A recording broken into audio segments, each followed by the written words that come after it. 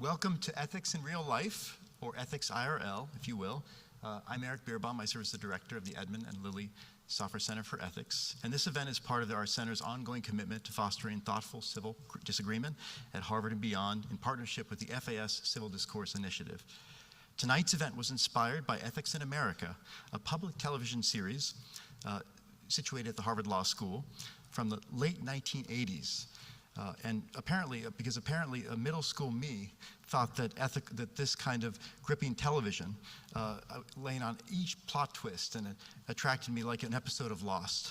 And like that show, Ethics IRL brings together a panel of individuals with diverse perspectives to address the ethical dilemmas posed by social media and online life. We'll present scenarios that could occur at any college campus and beyond, asking panelists not only to offer their expertise, but also to respond as individuals. Because ethical dilemmas don't come from theory entirely, they often hit you in everyday life. And IRL, yes, I learned recently, is a hashtag that we attach to this. That was a new learning on my part. As you listen, we encourage you to consider what you would do in these situations, and we will invite you to participate.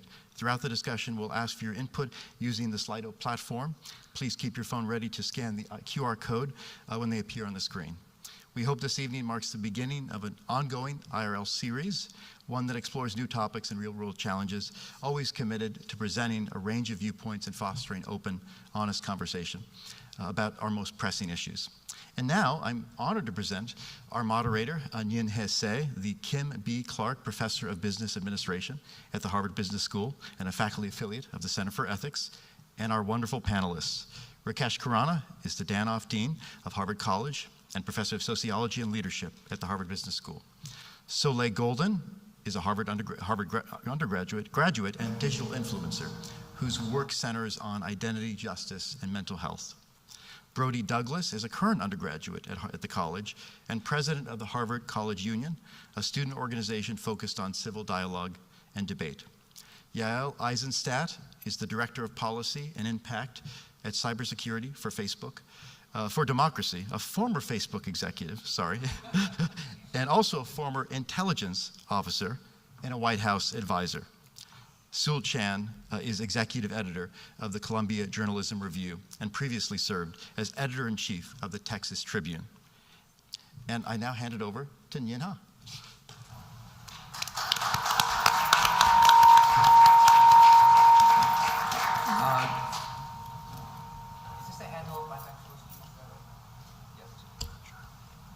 AV team, yes? Okay, great, good. All right, thanks, good. So welcome, thank you very much. This is a great opportunity and honor to be here. And what we're gonna do tonight really is to try to, in some ways, ask the question, right?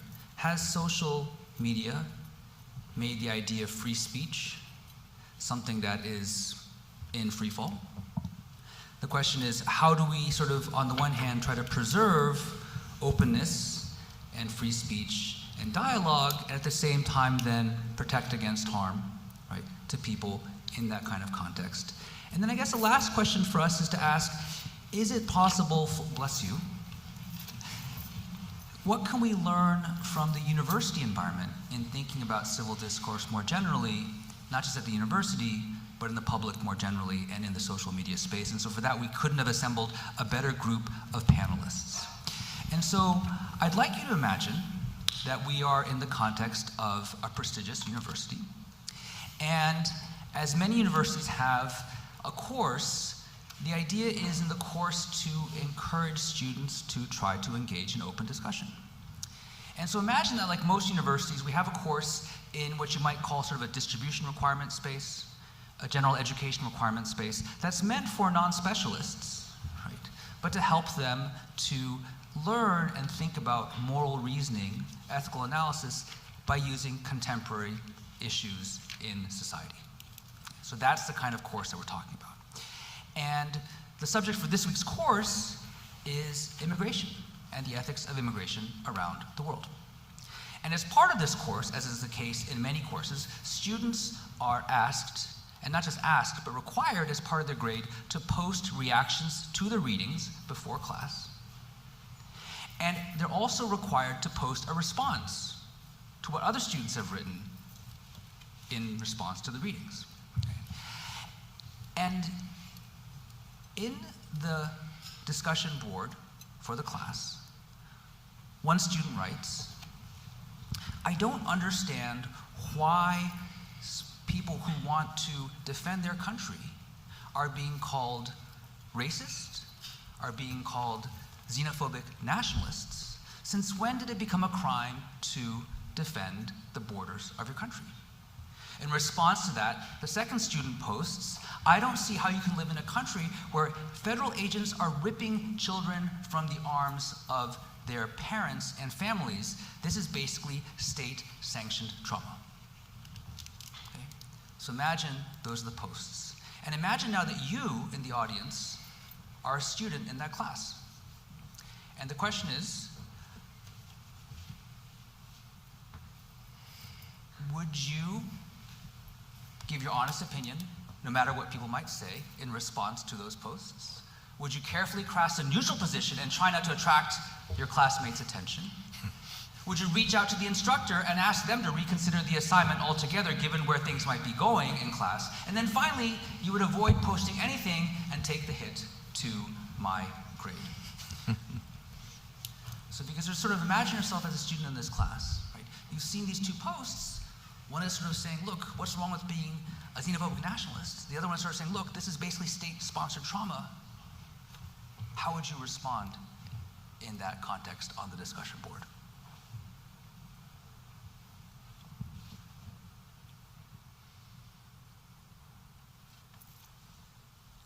Great. Let's show the results.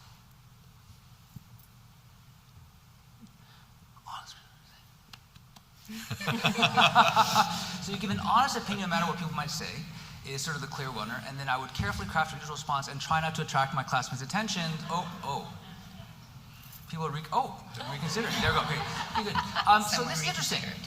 So most of you in the audience would say, look, I would give my honest opinion no matter what people might say. Brody, imagine you're a student in the class, right? Is that what you would do too? Well, looking at this, I don't even know what to call a four-way dichotomy, but the first and second options both present their merits most of all, which I think is why most of the audience seem to lean towards there. But I don't think that those are the only choices in that scenario.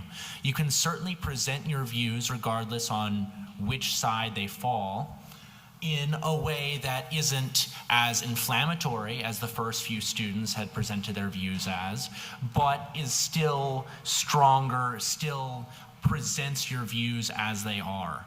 So in this case, I would try and present my views, which in this case aren't particularly strong, but still contribute to class discussion. Honestly, I wish something like this could happen in one of my classes, because as much as we all wish we're the ones who would go forth and boldly state our opinions, that's rarely us. Oh, it's rarely us. So in some sense, you would rarely say your opinion. Is that correct? And why is that, Brody? Because when you're looking at your grade, when you're looking at your classmates coming to this class every day and seeing your classmates' opinions, their judgments, it's difficult to go against the flow and have to face the consequence of that for at least the rest of the semester, if not the rest of your time at the college. I see. So basically you sort of take a very neutral stance and actually not express your own views. Is that right? In this No, context, I'm not saying that. I said on this particular issue, I don't have the strongest opinion, so they would come across as milquetoast. But were I to have stronger opinions, then I would try and state them in a way that's not inflammatory. Okay, good. No, thanks very much. So, Leigh, do you agree, or would you handle it differently? Well, I think that this prompt is missing a very important piece of context, and that is whether or not the responses posted are anonymous or they attach to the student's name who posts them. So first, before I answer, I'd like to clear that up. So what difference would it make in this context for you? I think it would make a pretty big difference, given that, there are some classes that are smaller and more discussion-based, and there's other classes that, like you said, general education classes that are much larger, and you can sort of get a feel for the different personalities in the room when the class is smaller. If you know the student's name who posted either comment on such opposite ends of the spectrum, that might change your views of that student, that might make you more inclined to want to associate with them or less inclined. If it's anonymous, I think that people would feel a lot more free in voicing their opinions. Okay, but so the discussion board actually is not anonymous, so you have the names of the students, and so that would, I think, how would that affect you now? I think if I'm speaking from the posture of myself, I really would not care whether or not people knew what I had to say, simply because of the fact that these people are not determining my grade in the class, and I think that I would rather voice my honest opinion for the sake of just feeling comfortable in my own, stance as a student in the class. I think as a Harvard student in particular, it inspires us to be who we are and actually to voice our opinions, even if they are, they might be a little bit more, cut and dry, and some people are really not willing to shift on those opinions. But yeah. So on one hand, Brody, you sort of say, look, you sort of be very moderate, try not to sort of necessarily express yourself in a way that might be controversial. I take it, but let me ask you this question now, Soleil. So if we go into the classroom and the instructor actually says, okay, I've pulled up these 2 comments from the discussion board, right, and actually engages the students on, well, what did you really mean, right, by posting that, is it a crime to sort of defend your country, right? And ask the other student, okay, so what do you think about this question of, is it really the case that, people are ripping babies from the arms of their families? And the professor actually goes into the classroom, right, with the expectation of wanting to sort of push the students on this, and does so as well. Does that change, Soleil, your desire to sort of engage directly on the issue now in the classroom live? No, I'm a natural-born debater. I love this kind of thing. So you wouldn't feel that, and are you the average student? How do you mean? Well, we just heard from Brody that sort of a lot of students actually might not feel comfortable sort of being able to voice their concerns because of the, sort of the judgments that are being placed upon them by others and the concern for that semester. Is that right, Brody? Yes. Yeah. I think that if I were one of the students to have posted either of those comments, I would be the kind of student who's willing to defend my views. Ah, good, okay, so that's good. So you want to defend your views over Yes. there. But if you're a student who maybe disagreed with one of those students, you'd also feel comfortable sort of speaking up, is that right? Yeah, absolutely. Yeah, okay, good. Brody, how about you? Still not so sure? No, in fact, in this case, I think I'd be more inclined to speak out. There's something different about being in person. The boundaries caused by just discussion posts, where even if it's not anonymous, it's still estranging to just see a little name and some text, and you aren't able to communicate with people properly. And so I believe that in general, better dialogue happens when it's actually dialogue rather than just a series of discussion posts where words can be taken more easily out of context, where it can be harder to phrase exactly what you mean in a way that other people can, even if they disagree with, at least sympathize with. So Rakesh, why is there so much concern then, just given what we've heard from Brody and Soleil about the mood in the classroom being difficult to have these sorts of discussions? Well, first of all, I really appreciate hearing from the students. I think the challenge is that we actually did a survey of graduating seniors in 2023, and the results were the opposite, which is that we asked a question. So I took a prerogative as a dean, and I dropped in 3 questions. One was, how comfortable are you speaking up about challenging subjects in the classroom? And 2/3 of the students said they were not comfortable, and only 1/3 said that they were comfortable. And I think in some ways there was a very much like what the student said is part of it, which is I think there's an aspirational self we all have. That we like to think of ourselves as the kind of person who would speak up when there's a challenging issue or something when it was especially close to our values. And then there's the actual person we are at the moment. And I think, part of what I would say is that, part of our opportunities, how do we get closer to our aspirational self? One of the things I love teaching at the business school is we teach a class on Martin Luther King, and, everybody in the class would have been in Selma. We have those moments sometimes in real life to see whether people speak up or not. And one of the things I think I've realized as a teacher is that you have to build the muscle to doing that. So part of it is, one is, do you start with the most difficult or challenging, polarizing issue, or do you slowly build capacity and build trust in the community among the students so that you can be hard on the problem and easy on each other? And I think that's part of, as an instructor, what I often realize is that this is a journey, and the instructor's role is to be part of that with the students and to establish that trust, because it's absolutely critical to the learning outcome.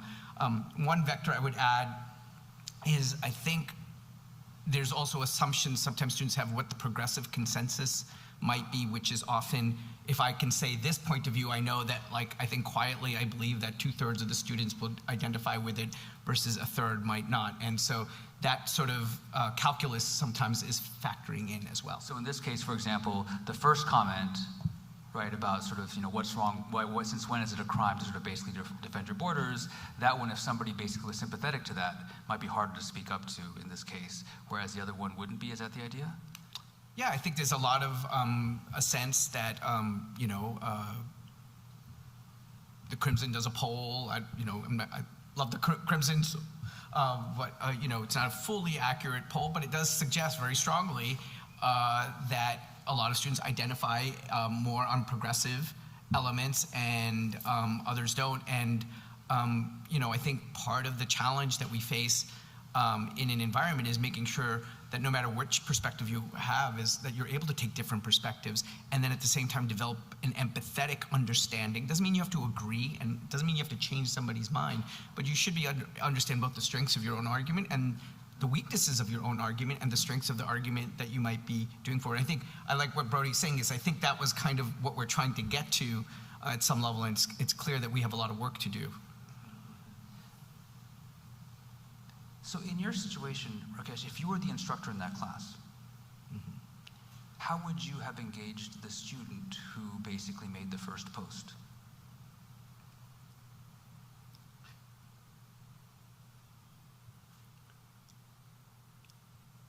It's a great question. I think,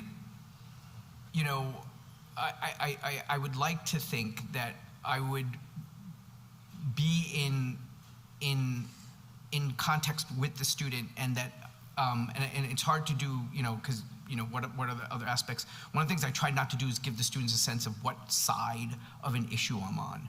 And I want it, because I think, one of the things that is that the ability to argue both sides, and I tend to do that, is a kind of natural style, but I think it does, first, again, require building a sense of trust. And the last thing I'll say is, one of the first things I say to students on the first day of classes is that, like, we're in this together. I think I'm bringing something to the class because I've studied this stuff, but you're bringing a lot.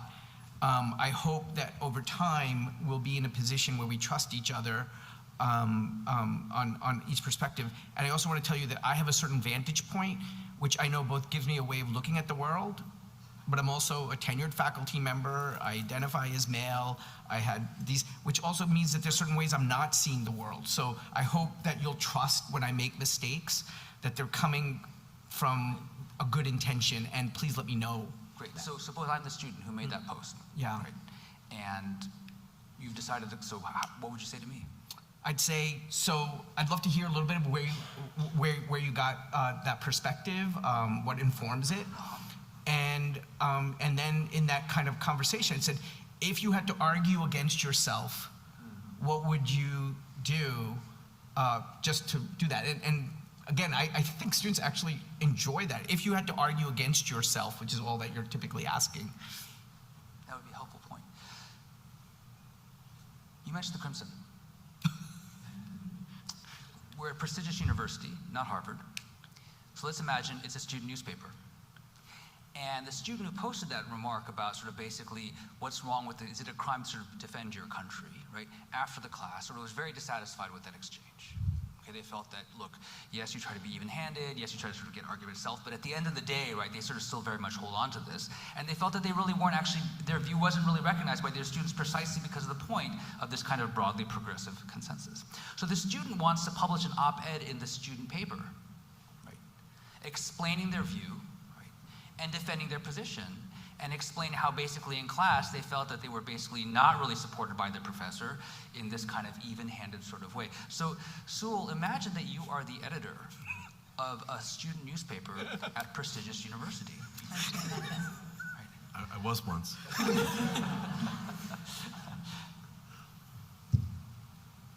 Do you publish the op-ed? And as we ask Sewell whether I popped it, I'm going to ask all of you, if you were the editor, right, of the newspaper at prestigious university, would you publish an op-ed by this student?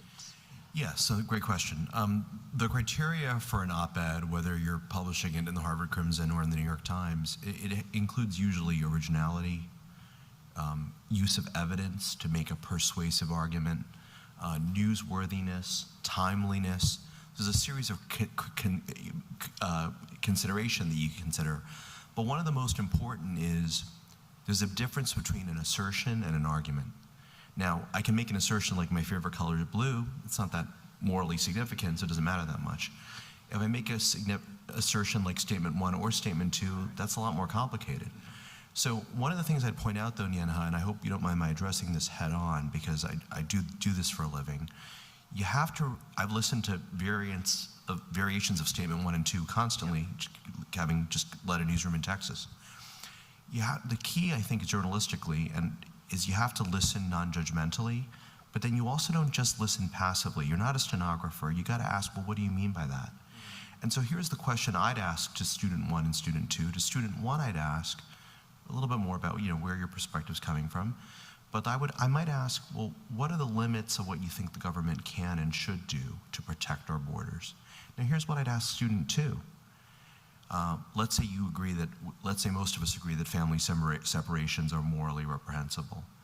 Are there limits that you think the government can and should take to protect citizens, and what are our obligations to our citizens versus non-citizens?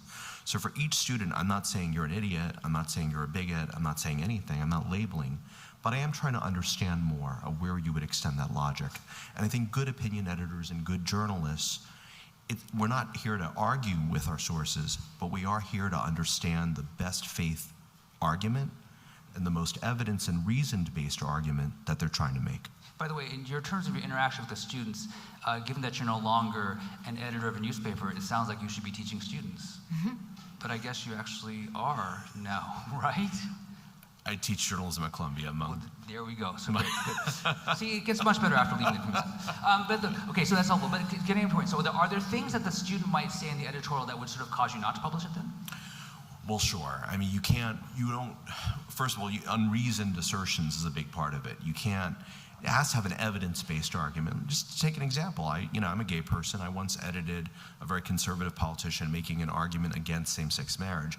But his argument wasn't like God believes that marriage is between a man and a woman, which is a perfectly fine argument, but just not one that can be really reasoned through. His argument was really one about religious freedom in America and about how we balance the tenets of religious freedom against protection of individual rights. It wasn't an argument that I may have personally agreed with, but I helped him and his team get the argument to the most soundly, logical, and reasoned version of that argument that was possible, even though it's a view that I personally don't share. And that's kind of what I try to bring to my journalistic craft. Okay, good. That's helpful. So that's sort of the criteria and how you would think about sort of shaping an op-ed in that case. So we've heard, Yael, about how an op-ed might be shaped, what sort of could go into being published as an op-ed, what might not be published as an op-ed if it didn't sort of meet the criteria that Sewell laid out. We've heard from Brody in some sense that actually it might be easier to engage in class because you're sort of seeing a person face to face as opposed to sort of posting online anonymously. And Rakesh, you as an instructor want to try to bring out the best in students with regard to this. I guess, Yael, the question is, we've heard all of this in the context of the classroom. How would this have played out, or could we imagine how it might have played out on social media in general? Oh yeah, that would have been a much worse situation. And yeah, help us understand what's so worse about it and why. Sure. So What's interesting here is there's two quick reactions to actually in the classroom. If I were the professor giving that assignment, I would also want to first have a class on what are the boundaries of how we have these discussions. Because the problematic part to me was not either student's opinion, it was the way they wrote them. As someone who's published lots of op-eds as opposed to being the publisher, taking out the personal, how can anyone think this? Or you're crazy for feeling that way, and just saying, I believe X, Y, or Z because of X, Y, or Z. So first of all, I would have backed up and actually made ground rules to help people be able to have those conversations in a less personal way so that you could have debate. Explicit norms. Yeah, but now on social media, of course, this would have been a very different situation. You mentioned that you really prefer to have dialogue in person. You know, of course, I'm gonna sound like an old person, and I am an old person, because I also believe in dialogue face-to-face is always more productive than online. Doesn't mean that social media is not useful for all sorts of things, for ways to express yourself, for ways to engage, but social media is not constructive in a way to have deliberative debate, deliberative discussion. It is absolutely antithetical to the concept of active listening. Yeah. And you cannot debate a topic if you're not also able to listen. On social media, you are a speaker, or you are reading somebody's speech. There's not a tool to really help you listen and then engage. And so on social media, we all know the direction this would have gone. Either student, either side would have been jumped on by a whole army of people who disagree with them. It would have gotten very personal, especially if people are hiding behind anonymous accounts. But are you saying the reply thread would not allow for the kind of deliberative discourse? Probably not. And perhaps there would have been some grains of interesting conversation, but chances are, in the way social media is constructed today, it would have been drowned out by the more emotional. And that is the difference between discussion face-to-face and discussion I don't want to treat all online platforms the same. I'm talking about algorithmically driven social media. It absolutely is meant to have an emotional reaction. That's what makes us engage, positive or negative. I think that dog's adorable. That's an emotional reaction. I want to engage with that account. But this is a charged topic that you propose here, and therefore it is likely to have gone in a very charged way online. So part of what I'm hearing is that basically, so in the classroom setting, right, we could set norms. Right. We have face-to-face engagement. We're encouraging not just sort of speaking, but also active listening with the guidance of instructors to sort of help make that happen. Right. In the context of the school newspaper or university newspaper, we have also, again, the idea of certain standards or norms with regard to what might get published or not. And I take it from you, what you're saying, Alice, those standards don't necessarily exist in the online world. And there also isn't this concept of sort of active listening in this kind of way to sort of engage in a kind of collective discussion. So, like, can you share with us, for those of us who may not be familiar, an app called SideChat? And what is SideChat, and how does it work, and what do people do on SideChat? SideChat is essentially, I'll actually quote Brody. Earlier, Brody said it's like Reddit, but worse. So it's essentially an anonymous app where people can post, primarily students. At other universities, it's called Yik Yak. Harvard, of course, has to have a different name for everything because we're incredible. We're a prestigious university. Yeah, but essentially you can go on there, your username is unidentifiable. It's very hard to trace back side chats to an actual person, but sometimes people tell on themselves in different ways. But yeah, it's a place for, there's political discourse, social, and also just, people inciting arguments and adding fuel to Sorry to fire. ask, but do you have to have a Harvard? How do you know that it's another Yeah, so basically, if it's through Harvard Key, like, Oh, so you do log in using- yeah, okay. you have your Harvard. You have to have a Harvard email in order to be a student on SideChat. But you also get to be anonymous. Yeah, you also get to be anonymous. So It's not a Harvard app. This is sort of a No. commercial Right, app, got it. right? That basically they're sort of using the fact that you sort of are, checking against your Harvard. Yeah, that So on the student back emails end, to you're it. not anonymous. The person who is the administrator can actually know who you are. It's just you're posting anonymously. True. I don't know who's behind the screen, but honestly, yeah, in order to be grouped together with other Harvard students, you have to have a Harvard email so they know that, you're a Harvard student. And so how does it get used? Can you give us an example? Could it actually, in the context of the scenario we just described, would it be the case that maybe some of these comments that students made in class, would screenshots from the discussion board be posted on SideChat and sort of people continue the conversation that way? Yeah, it's certainly possible. I think a lot of things that have occurred on SideChat have been really sort of knee-jerk reactions to things that have happened on campus. It's a place where people can vent their concerns and other people can come and agree with them, and it makes you feel really good about yourself when your post is upvoted 300 times. But also it's a place where people can say some really dark things, and it's not publicly available who they are, and so it can be an issue. So it's sounding more and more like the social media space that Yael just described, even in the context of the classroom. Is that Actually, right? even worse. It sounds like a unique recipe for harm, though, because it's taking the intimacy and trust that should come from knowing that you're part of this academic community. And then, so in other words, it's even worse than regular social media. Regular social media could be like, that's some troll who lives halfway around the world. Good. But in a way, SideChat is almost, from what I'm hearing, I've never used it, is like saying these are definitely other Harvard affiliates because they had to be to log in, and yet they're saying anonymously hurtful or painful things. Yeah. So how important is this for your perspective, Rakesh? Yeah. Yeah. I Can mean, you I all think- ban that? No. No, so, we need it. Well, also like banning. I'm one of these people who's a big aversion to banning anything because part of what we're trying to do is teach our students to move in the world. But it feels like there's a couple of different vectors here, right? So we've made a distinction between the context in which speech happens matters. So there's the kind of material, interactive world, and then there's the virtual world.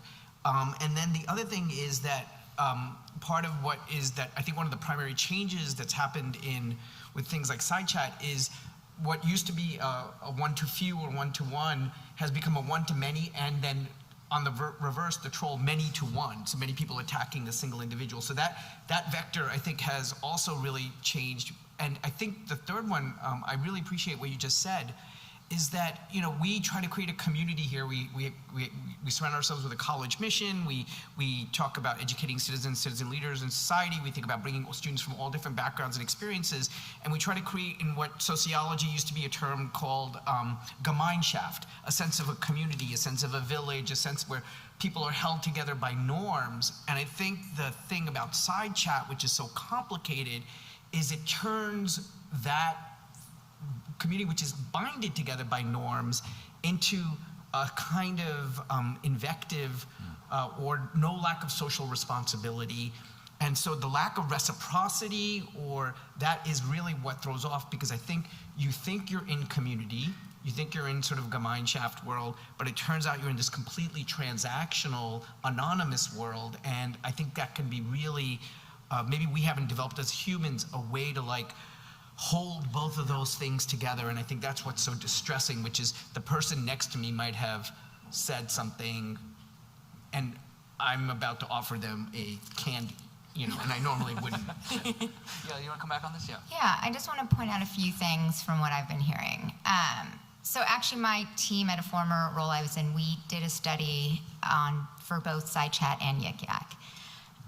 Which is hard to study, of course, when it's an anonymous platform, so it ended up being more of a qualitative than a quantitative study.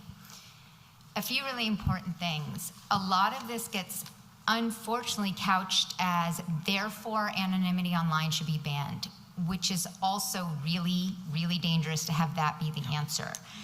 Because sometimes anonymity is protecting people, maybe it's a dissident somewhere in another country whose life would be at risk if they were to speak out. Maybe it's somebody who hasn't come out of the closet and doesn't want their parents to know who they are. Maybe there's so many reasons that anonymity is important online.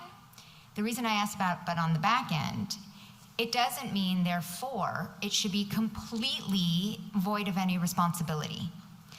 And so on the back end, it's not about not being able to be anonymous online, but you should have to prove who you are to be able to get onto the platform to begin with.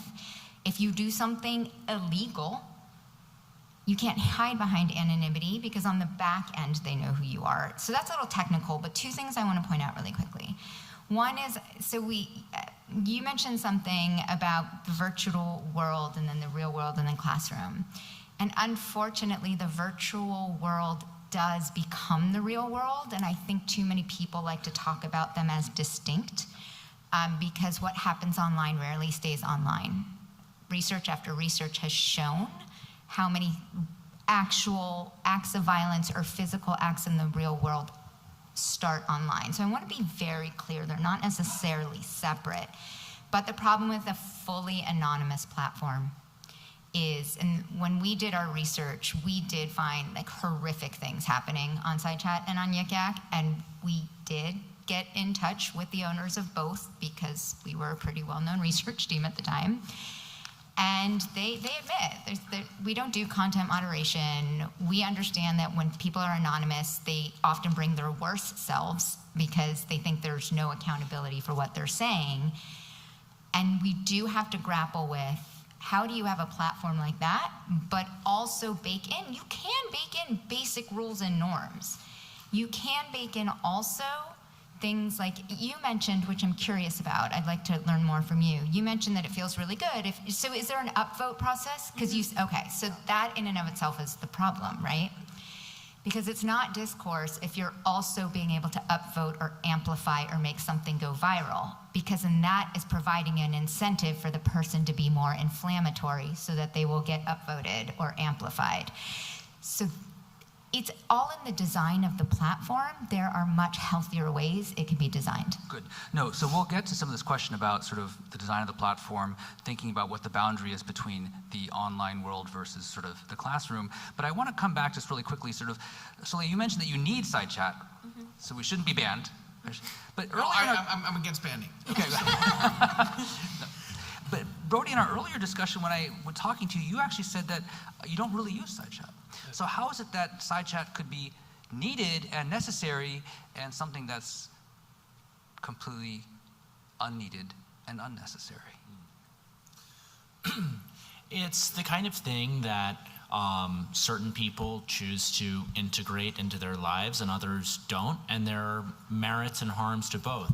I rarely check Instagram as well. I'm just not that active on social media. A lot of people find social media, especially platforms like Instagram and SideChat, valuable ways of connecting with their communities. And I generally focus on certain in-person clubs or groups that I'm in, and that's just my social circle, and I don't really care what happens outside of it. That makes me insular, but at the same time, it gets a lot of drama out of my headspace. So I understand as somebody who wants to more publicly engage in the community at Harvard and around that it is necessary to see what other students are thinking, have that kind of barometer of attitudes, of environments, and a lot of my friends have found out important things on campus just through SideChat. Clubs value it as ways to spread their message or get people to come to events. So it has its place, but it's something that you can choose to avoid. Cecilia, why do you need it? Well, I think a lot of what we're hearing about social media, obviously I'm biased, but a lot of what we're hearing is these negative aspects about the anonymity and comment threads and replies and things getting lost and overly emotional conversations. But what I would push back and say is that social media is a crash course in brevity. It requires you to become an individual who can distill their argument down to 150 characters, 1 minute in a video. And for me, that's something that took years to be able to do. And not everybody has the luxury or the time or even cares enough about actually getting their argument across in order to do that. But when you have engaged in a conversation, multiple people who have sort of hacked that ability, it can be a really great place for meaningful discussion.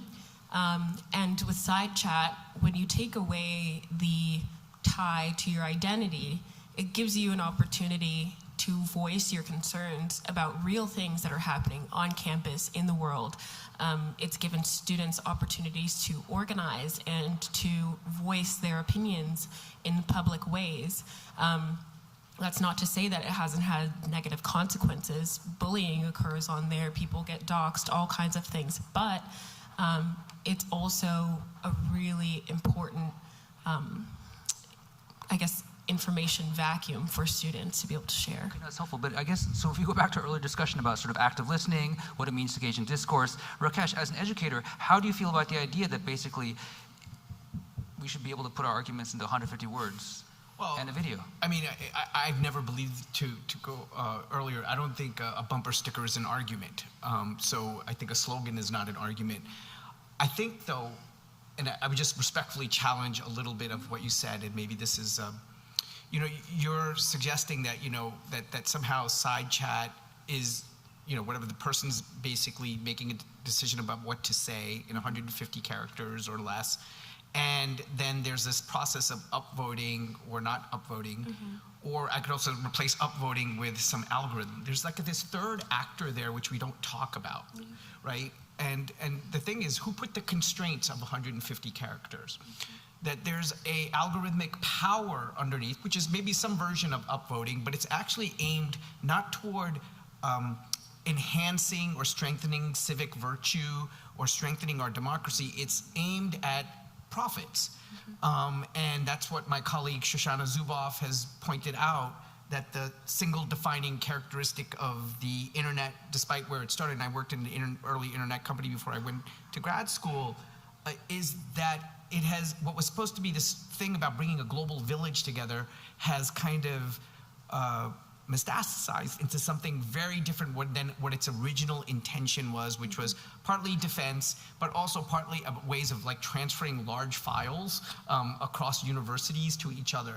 And I think we don't talk enough about this third actor, this intermediary, which is sitting there, and we're sort of thinking that somehow there's, the natural case of human beings is behind anonymous components, they will just sort of, say really nasty things or say really nice things. But there's somebody who's created a condition about certain kinds of comments and certain kinds of attitudes being elevated above other types of attitudes. And that interrogation, I think, is really important, because last thing I'll say is one thing we teach in the business school is that if it's free, you're the product. So you want to respond quickly to what Rakesh Yeah, just said? absolutely. I mean, I completely agree with the constraints of any digital platform. When you sign up for that platform, you probably go through a whole terms and conditions that nobody actually reads. And in that it says, we use your data, we sell your data, we do this, we do that. And you agree to that, and you choose to engage in whatever platform because you see the benefits as a consumer. And you know, with cookies and everything, we know that we're the product. A lot of people don't think that deeply about it, but because of the way the world is so intricately connected nowadays due to the spread of various apps and online platforms, people often see these apps as a necessity in order to remain engaged in global conversation. So they are willing to put aside that sort of discomfort with knowing that the third actor exists. The algorithm is pushing it out. There are people at higher levels making money off of this. But as someone who actively uses social media to voice my concerns and share opinions and share, things that are important in the world, I know that these things are going on, but I'm willing to put that sort of discomfort aside for the sake of using these platforms, because you can use them to your advantage and you can use them in a way that is socially meaningful. Okay, no, thank you. So yeah, so it may not be a full-length argument, but there are ways in which to make it meaningful and important to use with full understanding of the situation. But I want to come back to sort of Yael's point about this distinction between sort of social media and the classroom. Right. As you mentioned, Soleil, people get doxxed. Things like this can basically spread very quickly outside the university, and that's exactly what's happened at prestigious university. So this exchange, screenshots from here, all the comments that students made on side chat sort of get screenshotted, they get sort of spread out into the rest of the world, along the lines you said, because basically nothing ever stays inside that space. Both of the students now are basically being doxxed, right? So their identities are made public on the internet. They're getting lots of hateful messages, both of them, from various sides of the political spectrum. And the university also is being accused in some sense of not protecting their students. And in fact, one of these students, right, has become so afraid, they've basically decided to withdraw from the university for the rest of the semester. And the parents basically decide to sue the university for not having taken ample care to protect their students. Which student withdrew? Sorry? Which student was the Does it one that- matter to you which student withdrew? Yeah, it does matter. Why? It matters which student withdrew because it places sort of very important context behind the reasoning for the student to withdraw. So if their view, you know, what kind of hate are they receiving? What kind of, obviously it's bad from both sides, but I think it's important to understand what kind of criticism led the student to withdraw from the university. And if I were to sort of imagine, I'm going to put this question to the rest of you, sort of how you think about that. In this situation, if we think about the first poster who sort of basically asked, is it a crime to sort of defend your country? And the second poster who sort of said, look, basically the federal agents are ripping children from their parents' families. Which one, if they withdrew, for your situation, would make it harder for the university to defend? Harder for the university to defend. The second student, the one who talked about. Talk to us, son? Yeah. Yeah, you're shaking your head. I mean, in either situation, I mean, we're missing a lot of details that I Absolutely, want to no, know I along understand, the way. that's right, yeah. So I would go back to the way the exercise was constructed to begin with by the professor. But the point of online mobs is not actually generally about expressing yourself or free expression. The point is to drive you out of the conversation. The point is to silence you. The point is to make you feel unsafe enough that you no longer want to express your opinions. And so part of my concern, because I could have absolutely seen that's where this was going to end up, is why I understand we are in a world where it makes sense for a professor to want to also help students understand how to interact online. It's an interesting and good exercise, but this is why there should have been constraints around it to begin with. I kind of want to go back to the 150 characters, but I won't if you need to move us along. We'll come back to the 150 characters if you want. That's okay. But I just want to sort of get this question on the table. So this does happen. This happened in the world. And so I think, Soleil, you're saying that for context, you want to know which the student was that was sort of, and how would that make a difference for you, I guess? I mean, I sort of, as a student who's received countless emails from the university, different universities, sort of letting people know what's happening in a larger scheme of things, I think they would have a more, or did you say explain themselves or defend themselves? Explain themselves in Okay. public court, that's right. They'd have a more difficult time defending themselves in a situation where it seems like the second student is just responding to an initial inflammatory comment. So that would make it, in that Yeah, sense, then that's more difficult. More difficult to sort of defend that situation. Whereas you could imagine then the first student sort of withdrawing. Who incited. It sort of seems like that you can make sense Exactly. as well. Okay, good. So I guess I'm going to ask the audience the question then, of the various actors in the situation, who should be most responsible for the student feeling the need to withdraw? And so when we say the university, and that can include, in some sense, Yael, to your point, not just the institution of the university, but also the faculty member who's a part of the university in that kind of sense for not setting up guidelines for setting this kind of situation, not protecting the student. Is it the social media platforms that we've been talking about? Are they the ones because of this sort of third actor that's sort of behind there? Is it the student who posted online comments calling out the student, right? The students who basically took those screenshots from sort of sidetrack, yik-yak, and sort of posted them online? Or is the student for writing the op-ed and calling attention to themselves online? And so in this case, basically, yeah, Soleil, it goes back to your, that's the first student who sort of made that post, and so that's the question there. So that I think sort of goes along the lines of what you were saying earlier. So who's the most responsible in this situation?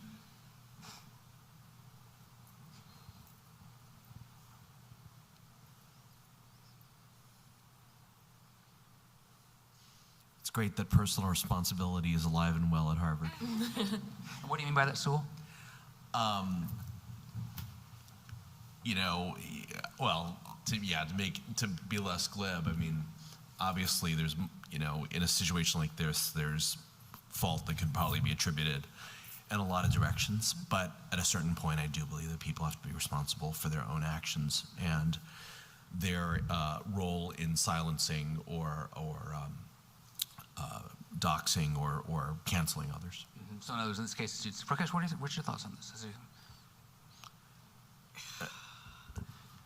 I left one part out, of course. Under the federal law known as FERPA, the university has a lot of responsibilities for maintaining student privacy that would probably complicate the situation. Would probably have made the scenario in the first place a very tricky one. Yeah, I mean, it is tricky. I mean, I think, you know, one, I think we could all agree on a line is that nobody ever should feel threatened with violence, right? Like that's a clear line, and I think there's laws and a lot of things to back us up on that.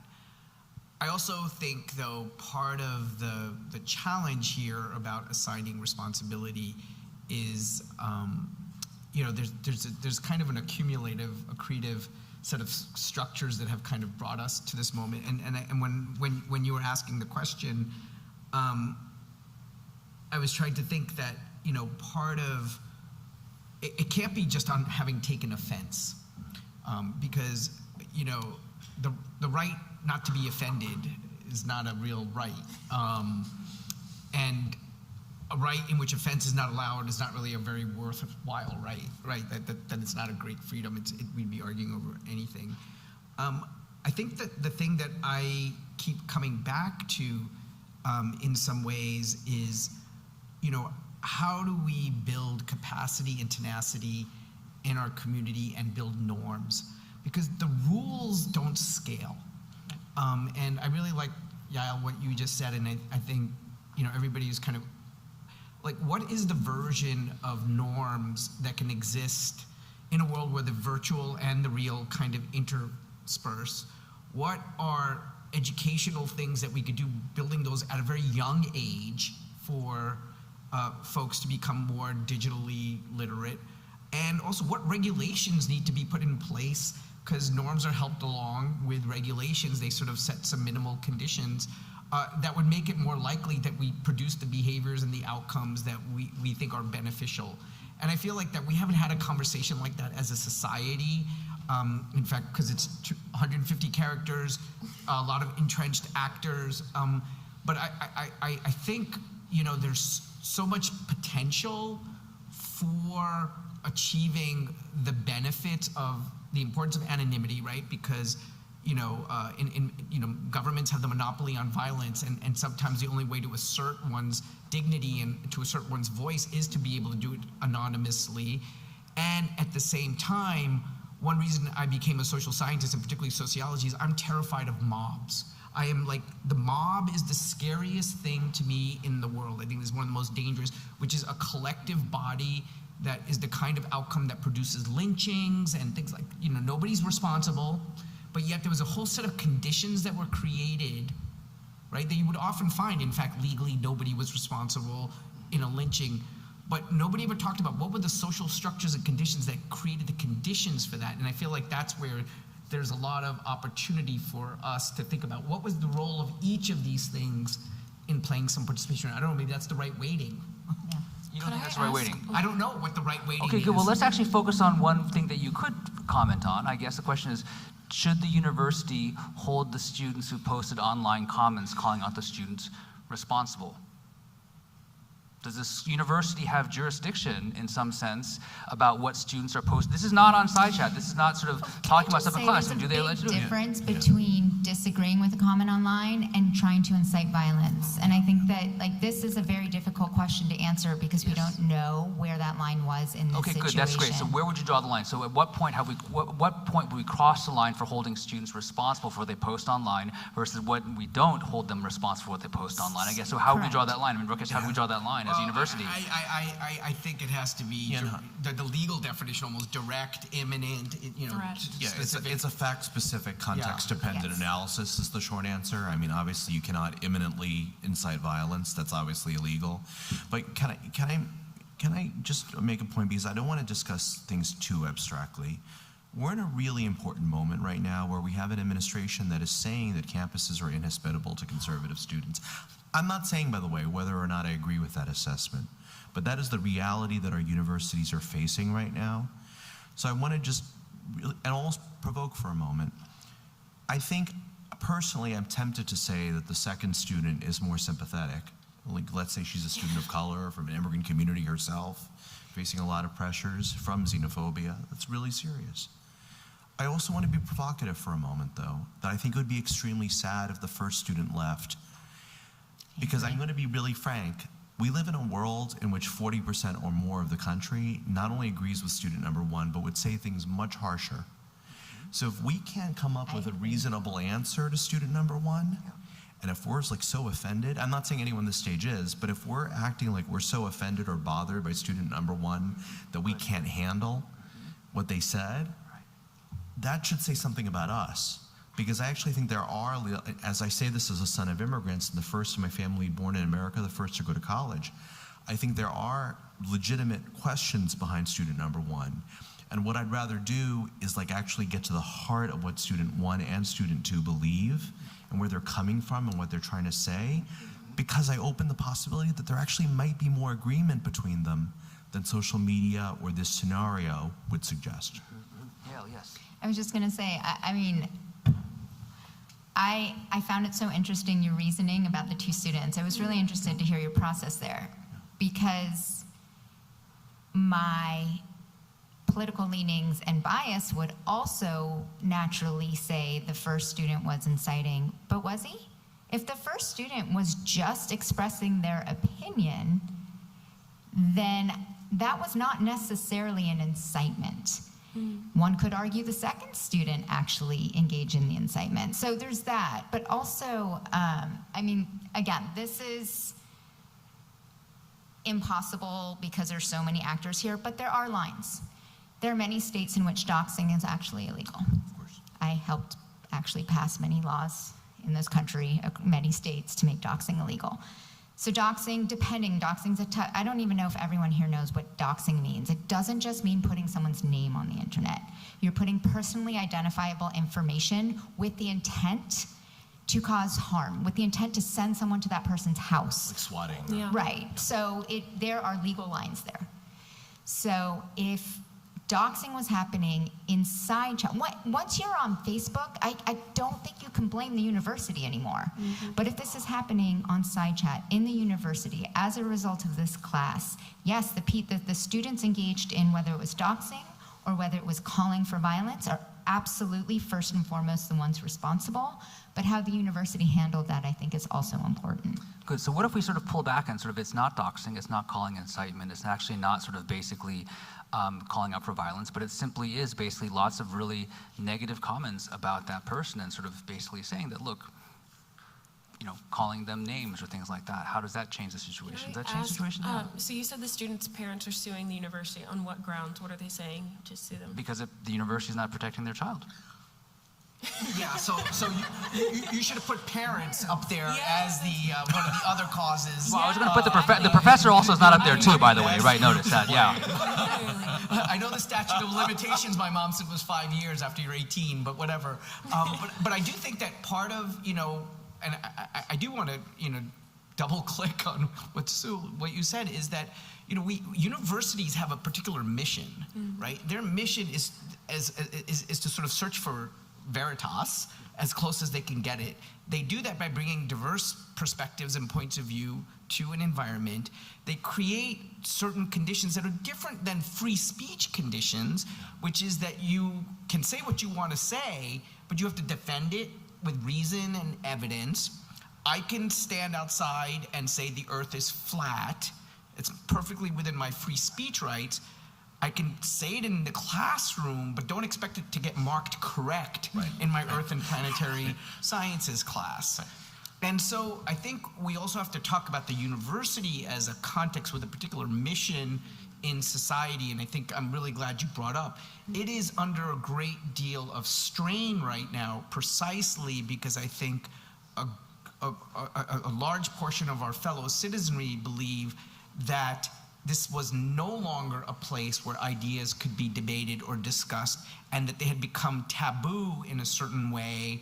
And then on the other side, largely a credentialing mechanism that's reproducing a kind of elite structure that is only creating greater inequalities and stratification.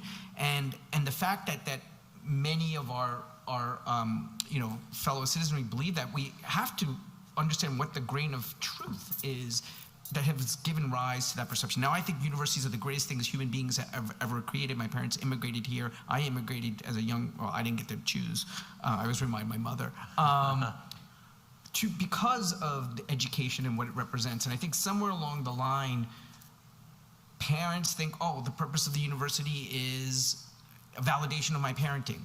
Especially, you said, a highly selective elite school, whatever. It's a way my child will get a job. It is a source of social mobility. It has all of these other functions, but it's not what its essential purpose is, which is to actually challenge each other's perspective. And the idea of identity abrasion, somebody used that word before, is a feature, not a defect of the system. And speaking of, I really have to wonder what the original prompt for this discussion post was.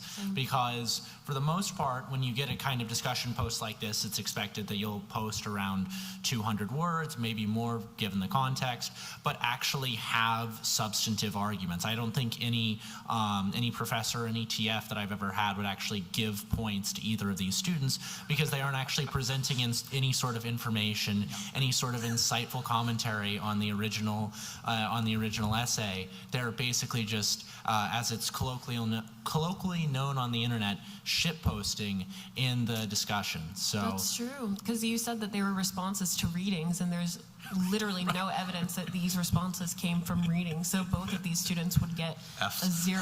No, grade inflation and A-. Oh, yes. Back to my point that the professor set up a dangerous situation. The professor set up a situation where he or she was asking students to engage in the way that they engage on social media.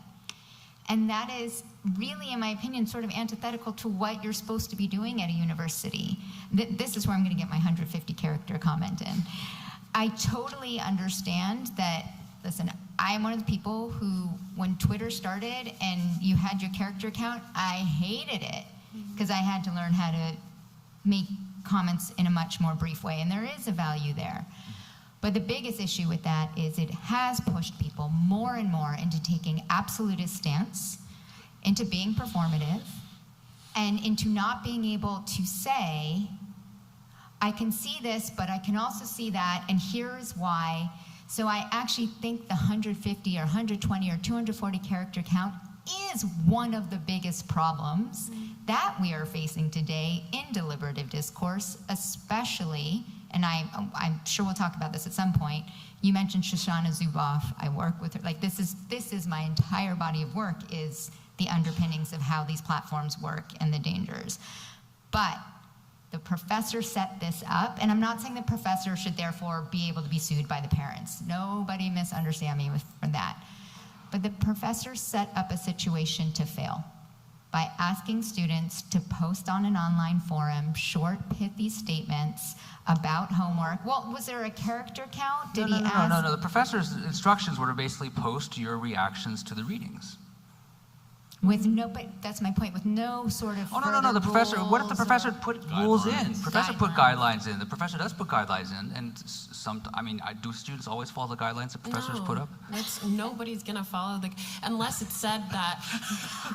Unless it said that in order to get full points on this assignment, you must blah blah blah. If a professor is just going to say, write your response. Exactly. Yeah. It's just like you're saying, they're going to take the liberty of being able to say, well, this is the assignment, and I have a chance to say what I believe. I think that with these discussion boards, most of the time they're on Canvas and there is a character count. I think the professor themselves actually determines the character count. And a lot of my professors made these character counts shorter on purpose because they're trying to teach us concision and the ability to, like, for instance, you do debate. When I did debate, we have a limited amount of time to get our points across. That is extremely valuable. But also, like you're saying, when there is not a clearly thought out set of guidelines, students are going to do what their first sort of instincts tells them to do, and they say, I'm existing in a microbiome of information and social commentary and conversation. These people want me to share my views, and so they're going to share their views, and if they end up being punished because of it, not punished by the university, but punished inadvertently by others, by online bullying, etc., it's going to create a perception that, like you were saying, universities are no longer safe for certain people who hold certain viewpoints. So I guess given the conversation that we've had then, what can the university do to help foster the kind of civic discourse that we're talking about? And then I will come to the question of what should the social media platforms be doing as well. And is this time to sort of have, because I think that is the question, right? We sort of have this ideal, the request is sort of put to us about what ideal conversation should be like, right? We've also had the conversation that, look, this kind of civil discourse that we're trying to engage in the context of the university is important not just for the university, but also for society at large if we want to try to address, right, the big challenges that we face and sort of engage in this kind of way, right? So I guess the question is, what can we learn from what can the university do, right, to help foster this kind of discourse for students actually not to have as their first response, I'm just going to basically sound off and sort of shitpost, as it were, but actually even if there aren't clear guidelines, right, to think about how would you engage in this kind of conversation, right? I think that's sort of what can the university do in this context, and then the question is what can we learn, or is there anything to learn from the perspective of society more generally? I guess, Rakesh, starting with you, what should we do?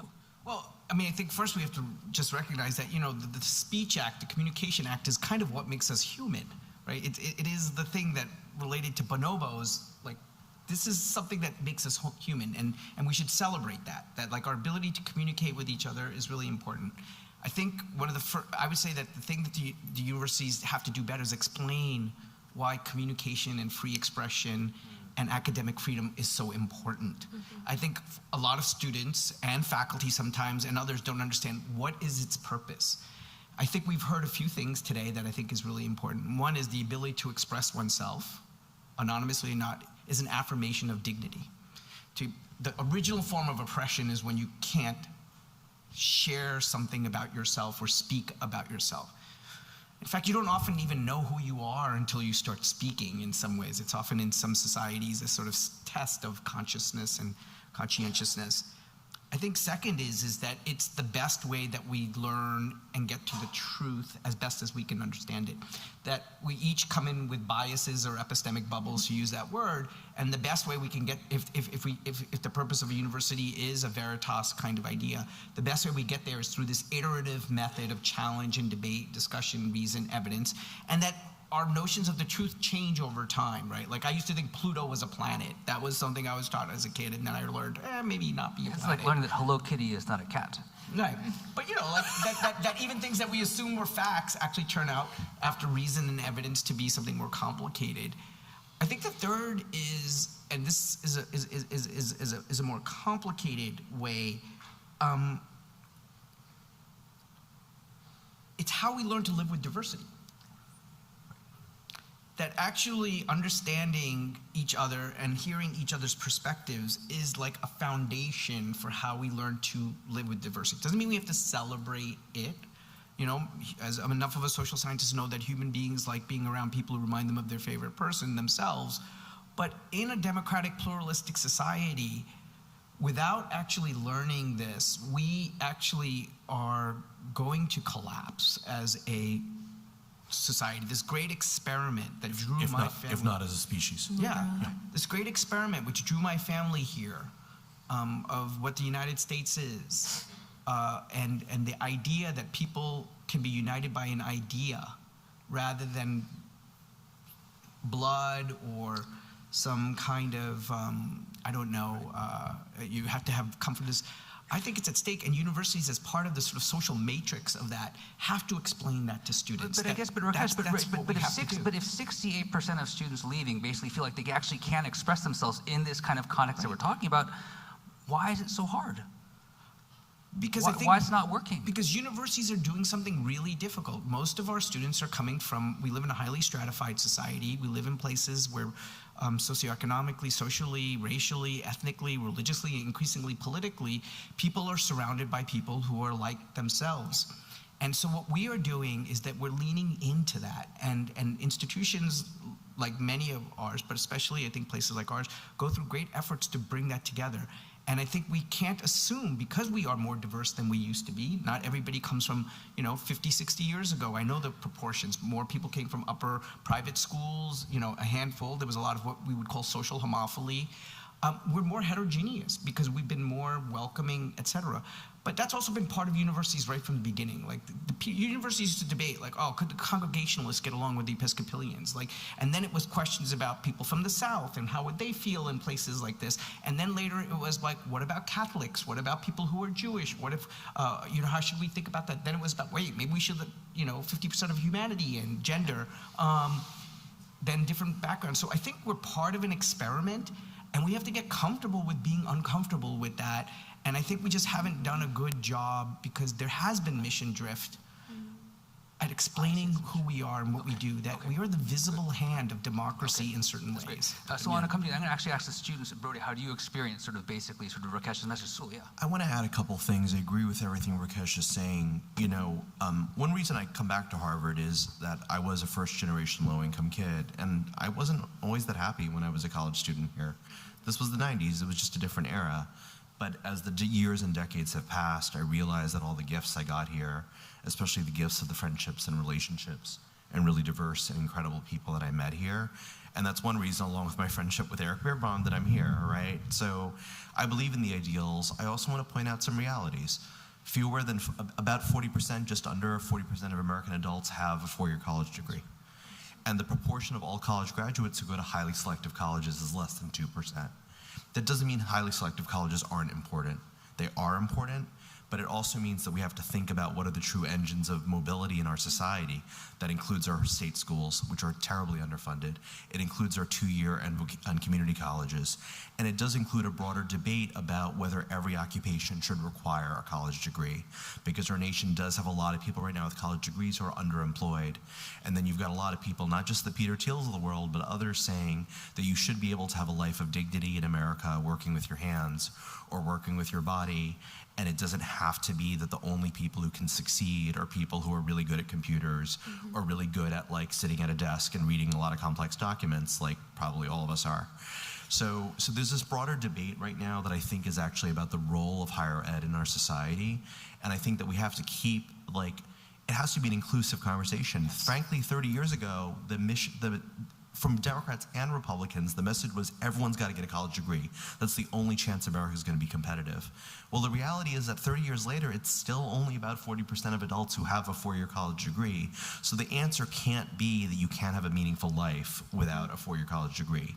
Now, the second thing I think that, and I don't blame the universities, it's a very nuanced argument here, but we have a major educational divide in our country. The last presidential election, in which it didn't really predict who you voted for, whether you had a college degree, was 1996. I was in college then, right here. Since then, it's become a chasm. If you went to any kind of four-year college and have a degree, even if it's a very open enrollment, not prestigious school, but if you just have that four-year college education, you're more likely to vote one way than another. Now, I'm not saying that one way or the other is right. What I'm trying to say is that it's become heavily politicized, so that you got one half of the country or one side of the country saying that higher education is itself a problem. And just from a human development perspective and economic development, I'm like, if you view higher education as which doesn't mean higher education is flawless, but if you view it as a problem, then you've also probably got a problem with economic productivity and improvements in human well-being, because kind of a lot of things happen at universities that we need. And yet here we are at this moment. So I don't want to make the mistake of saying universities, everything's just fine, move along. But I also don't want to say it's only the university's fault, because a lot of these reasons why education has become so polarized are really embedded in what's happened over the last 30 years, especially the story of inequality. So it's a balanced conversation that we need to have. Yeah, I would add one more statistic, which is 40 million Americans have some college education but no degree, so they carry the loans without any of the benefits. Exactly. So, no, thank you for that. So I would also put in perspective sort of the role of higher education in this conversation. Let's really just come back to the campus for the moment and sort of say, okay, so for the moment, let's say maybe higher education is not the only place in which to try to foster, right, the ideals of this kind of civic discourse, but it is one place where we might want to think to do that, right? Because to your point, we don't necessarily want to send the message, so as you're saying, that everybody has to have a college degree to sort of live a dignified life. It's entirely possible to live a dignified life without having to go to college, so the university doesn't have to be the only place in which to sort of think about fostering this kind of civic discourse that we think is important, we're saying is important here for society in general.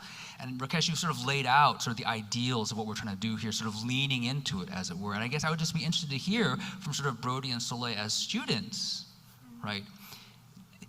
Is that the message you're hearing? Is that sort of how you're experiencing sort of the ideals that Rakesh is talking about in this context? Or is it something else that you're experiencing and hearing in the context of the university? Brody. I need to think about this one a little longer. Soleil, would you like to take it? Sure, I always speak before I think. So I would say, going along with sort of what you were saying, Sol, when I went to university, I just graduated in May, I never felt so simultaneously alienated and also on the other end of the spectrum with so many people I identified with. They're just it was the most polarizing experience of my life. And I think when I entered into certain spaces, I realized that when people come from different backgrounds and from different sort of microbiomes of information, you're gonna learn that there are a lot of people around you that think very differently from you. And you can't make people think the same, but you can teach people how to think in the same way, and that's teaching critical thinking. There are a lot of people you'll encounter who don't know how to critically think. That doesn't mean they're stupid, that doesn't mean they're uneducated, but going to university, I think I learned how to think critically in a way. I thought I was doing it perfectly before. I thought that's what got me to a place like Harvard. But critical thinking requires you to examine your own views under a microscope, take stock of what you believe and what others believe, put those thoughts in conversation, and then form an opinion or a response or an argument. A lot of people don't do that. They don't take the time to do that. They don't see the value of doing that. And could the university do more to encourage that? Yeah, I think that teaching critical thinking is perfectly possible, but a lot of universities think that people know how to do that already when they come here. And so they don't necessarily. Thank you. And thank you for sharing the part about sort of feeling both alienated at the same time and also sort of as inclusive as well. I think sort of speaks to the idea of the kinds of diversity we're trying to encourage here. Have you had a chance to sort of think this through, Brody, in terms of I have. Was this message sort of landing with you? Was it sort of a different kind of message? How did you experience it? Yes, I very much relate to what you said at the beginning about a sense of finding a lot of commonalities with people, but also a great sense of alienation. I think that is in part by a degree of the culture at Harvard, where I've found so many people that I feel like I relate to at a fundamental level, but so often with all of the things that we're concerned about for the present, for our future. Friends that I thought I could rely on just disappear sometimes. And that isn't a natural consequence of being here, but it's really troublesome and it's decreased my faith in other people in many ways. But I will say that this university has helped me to become, if not explicitly a better critical thinker, at least better about metacognition and thinking about how can I do better in this class. Struggling through, I'm taking Japanese and I've learned so much in that class, gone from knowing virtually nothing to being conversational at least, and facing challenges early on in that class where almost everybody had some kind of experience in the language and I had nothing, even at the elementary level. It forced me to learn new ways to learn, to go through, read the PowerPoint before class so I know where the class is going. And additionally, I can't help but think of a class on trade policy that I'm taking right now that originally I was pretty much exclusively pro-free trade, but taking this class has really challenged my views about the downsides and significance of it. But great, but you said it, so it's been helpful in regards to the ideals that Rakesh has laid out, but at the same time, it's not always easy to sort of follow through on those. Is that right? Is that what you're saying? Exactly. And in terms of the community, I went to a private Christian school in Texas, and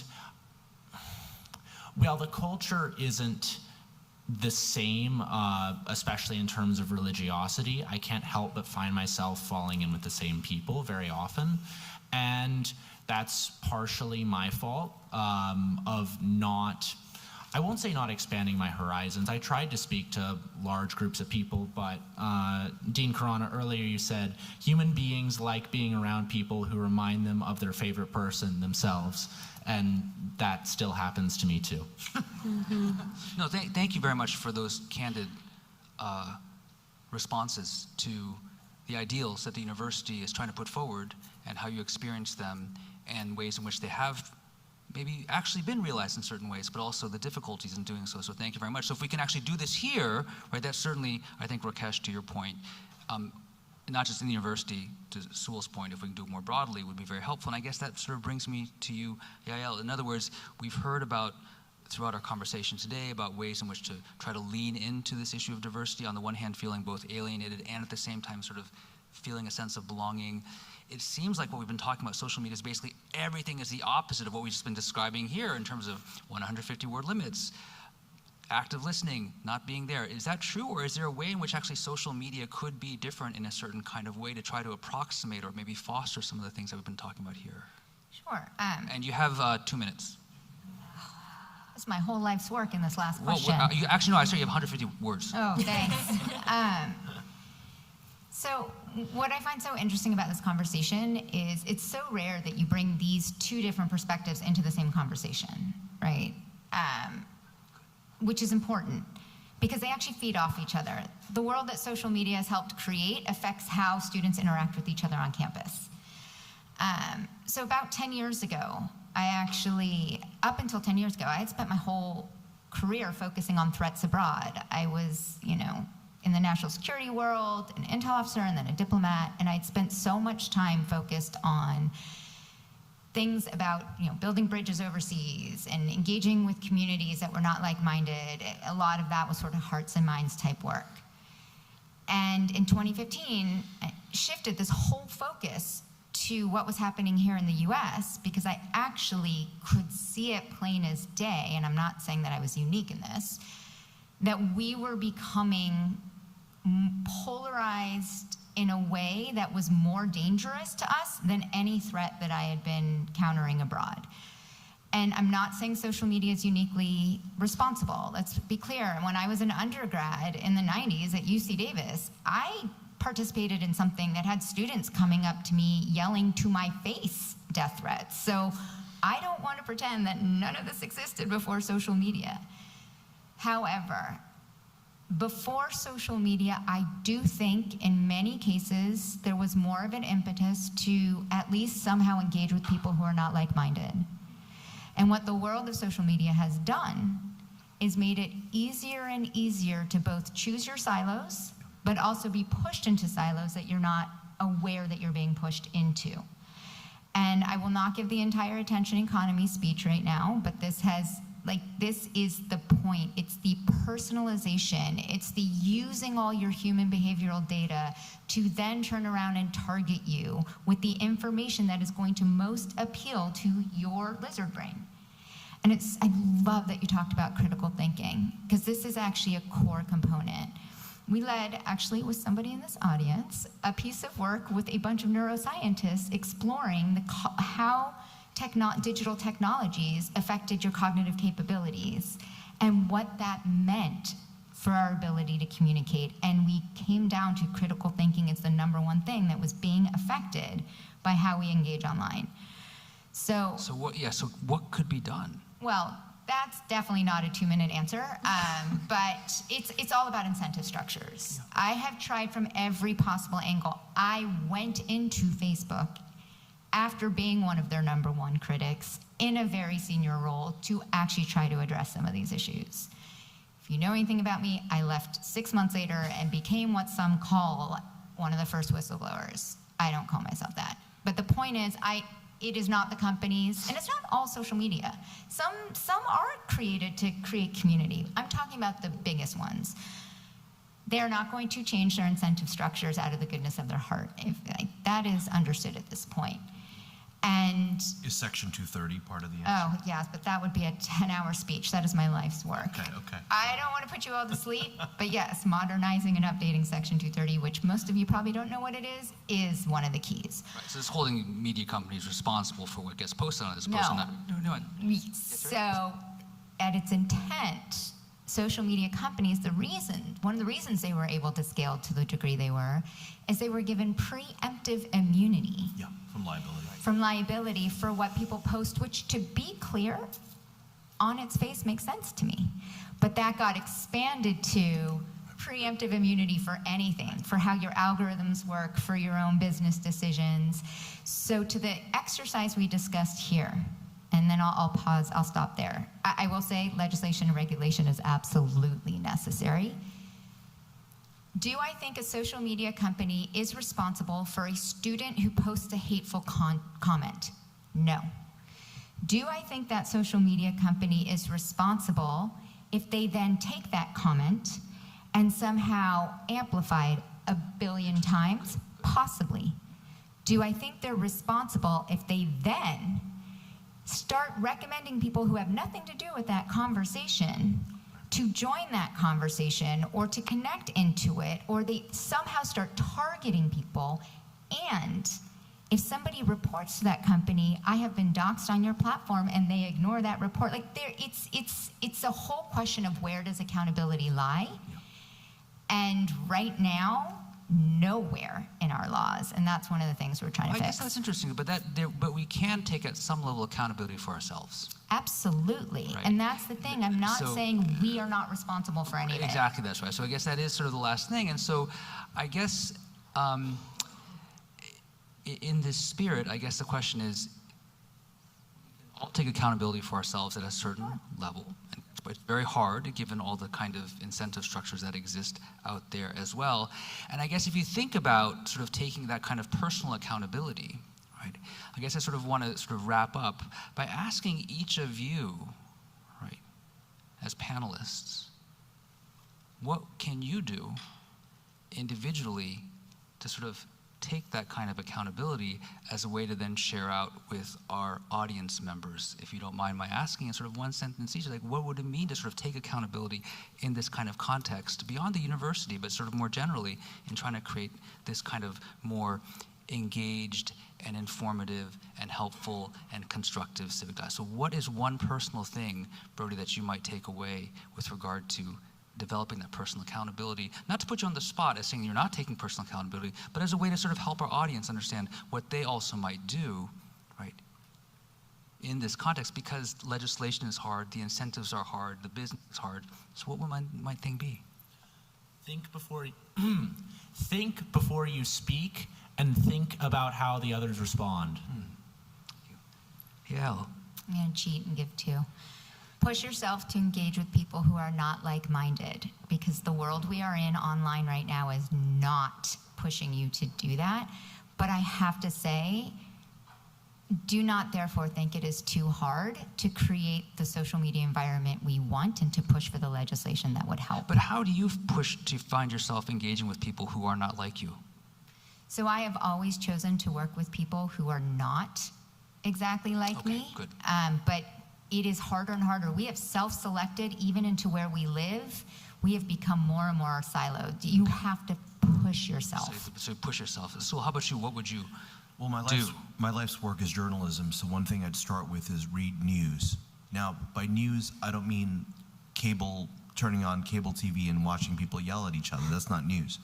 I'm talking about reporting where a journalist has gone out and observed the world, reporting that's based on data and evidence and perspectives. Right. And corollary to that, read widely. Don't just read one news source.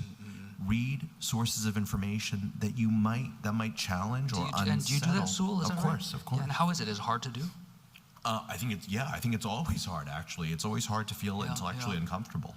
But I also think that place of discomfort or feeling unsettled is actually where intellectual growth and personal growth come from. Great.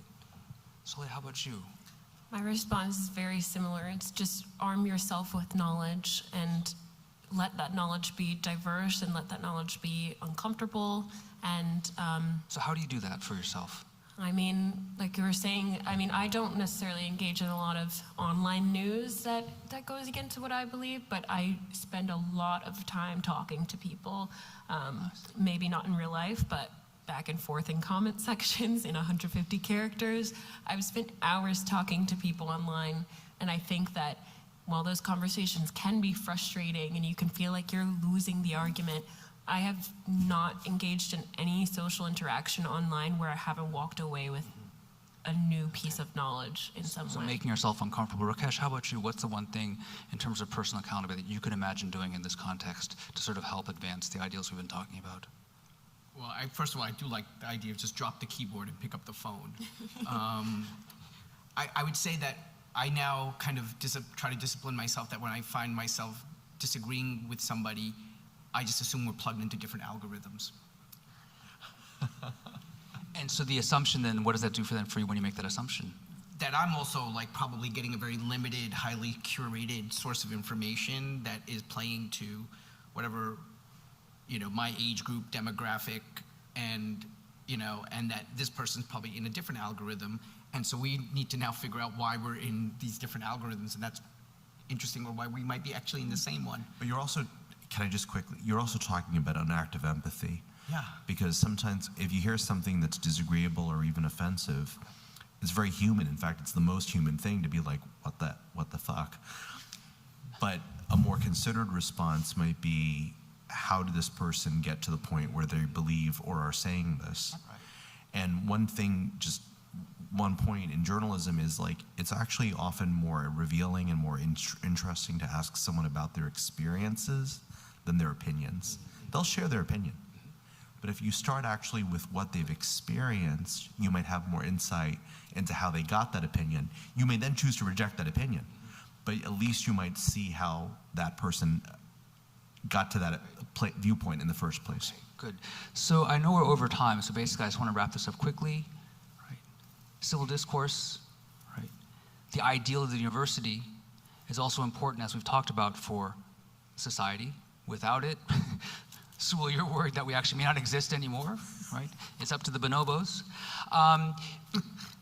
And even in a place like the university where it's supposed to be the ideal, as we've heard, it's actually very hard to do that, right? So how can we then even imagine it happening in the context of society writ large, given all the things that Yale has told us about how social media operates? Okay. At the same time, what I hope we've been able to do tonight is provide a microcosm of a model for how we actually might engage in a certain kind of civil discourse, right? Think about ways in which we can all take personal accountability in that face of that there. And yes, it is difficult, right? But I hope you've taken away something from this discussion in ways that you might engage in that. And I want to thank the panelists for this great civil discourse. Thank you. Thank you, Neha.